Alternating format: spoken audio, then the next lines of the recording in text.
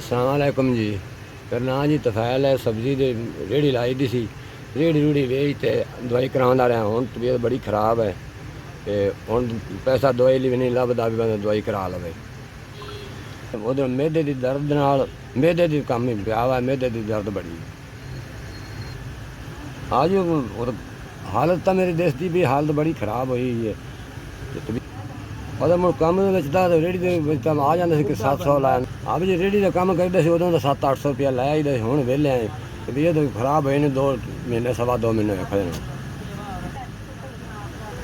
हूँ तो मैं बड़े तंग आई। दवाई तो भी तंग हाँ भी दवाई भी नहीं ली जाती। आहो जी इतने हालत वेखनी हो तो मेरे घर आ वेख सकते जी। कोई शह नहीं कोई कुछ नहीं।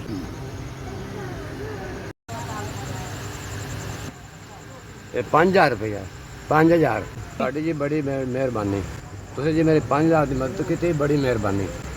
अल्लाह ताला जी तुहानू बड़ा खुश रखे ते अल्लाह तुहानू हिम्मत दिती रखेगा इमदाद करने वास्ते। बड़ी तुहाडी मेहरबानी। मेरी 5000 की इमदाद की बहुता देवे। अगर तुहानू हिम्मत देवे इमदाद अल्लाह तुहाडे बच्चों की भी खैर करे तो अल्लाह तुहानू भी तंदुरुस्ती देवे। तुसीं जी गरीबां दी एवें मदद करते रहो। मैं सब्जी का काम करदा सां।